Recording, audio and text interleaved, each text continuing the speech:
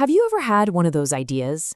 A really brilliant, groundbreaking concept that you're so excited about, but when you try to explain it, it just falls flat? You know it's powerful, but somewhere between your brain and their ears, it gets lost. Well, that's exactly what we're going to dig into today. We're going to figure out how to build that bridge from a brilliant idea to one that is truly, deeply understood. I mean, just look at this. This is the kind of feedback we all dream of getting, right? It comes from a detailed critique of a session about using AI in medicine. And right from the get-go, it's crystal clear. The raw material was absolutely first-rate. The ideas, the content, the intellectual depth, it was all there. A truly brilliant foundation. And here's the catch. If all the components were so exceptional, what was the problem?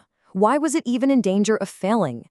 This is the central puzzle we're going to solve today. How can something be so brilliant and, at the same time, risk completely missing the mark with its audience? Okay, so let's start with the promise.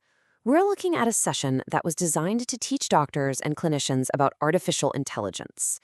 And it was using this really innovative, flipped classroom model. That means all the attendees got a ton of rich material before the session, so the time together could be all about deep, meaningful discussion. The potential here? Oh, it was huge.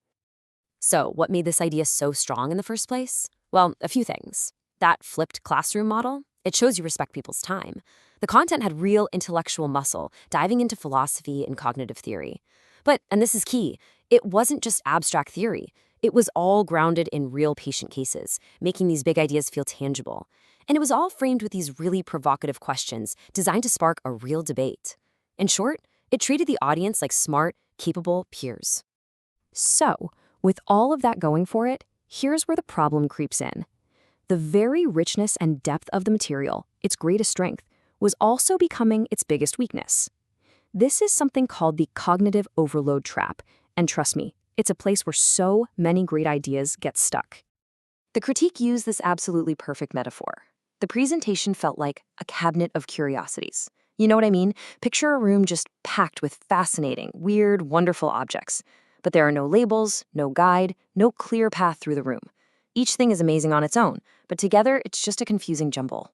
The audience was being asked to jump from the philosopher Margaret Mead to a diagram on a coffee mug to a super niche medical syndrome, all without any clear thread connecting them. And that cabinet of curiosities points to a very real psychological problem: cognitive overload. It's what happens when our brains are just swamped with too many disconnected pieces of information all at once. We literally can't build a mental map. We can't figure out the meaning. And in the end, we can't remember the core message.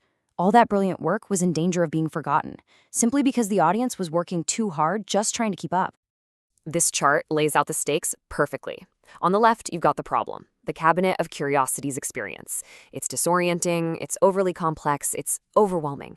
You're basically relying on risky, on-the-spot improv to tie it all together. But on the right, that's the goal: a guided, clear, focused experience built on a structured story.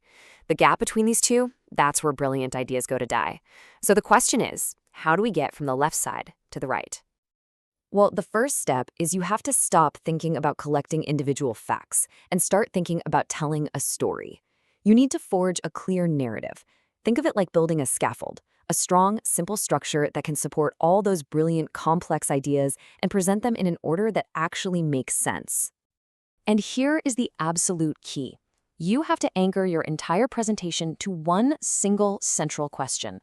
For this AI session, the suggestion was something like this: how can we, as clinicians, harness AI to enhance, not replace, our decision-making and trust? Suddenly, everything clicks into place. Every piece of information, every case study, every fact now has a purpose to help answer that one question.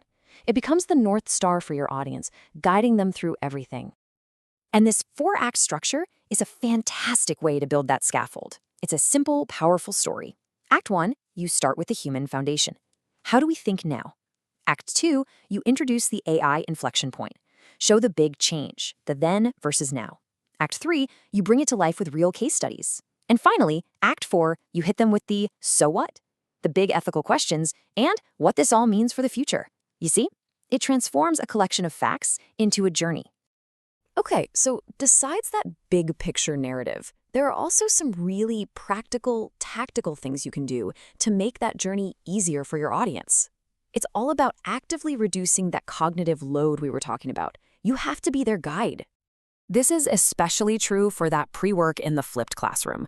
Instead of just dumping a huge list of links and articles, you need to curate it.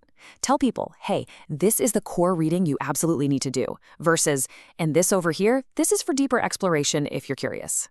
And prune your examples. You don't need 5 case studies to make one point, you need the single best one. Your job is to guide the audience, not make them guess what's important. Wow, this before and after is just so powerful. On the left, the original learning goals were, well, there were just more questions, leaving the audience feeling kind of lost. But look at the right. The goals are clear, they're active, they're specific. By the end of this, you will be able to analyze, evaluate, and critique. That simple shift is huge. It tells your audience exactly what to expect and what they're going to get out of it, which builds their confidence and focus right from the start. So what's the end result when you make all of these changes? What's the big payoff? Well, it's about elevating your idea from something that's just interesting to something that is truly transformative for your audience.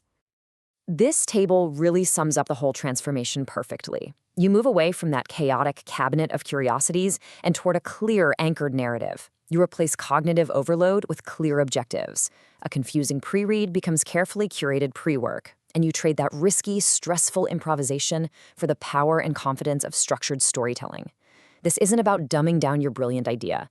It's about honoring it by giving it the clear, powerful platform it truly deserves. And that brings us to the final question, the one that's really for you. You have that exceptional, thought-provoking idea. You've already assembled the brilliant components. The raw material is there, and it's fantastic. So the question isn't what you want to say anymore. The question is how. How are you going to build the scaffold?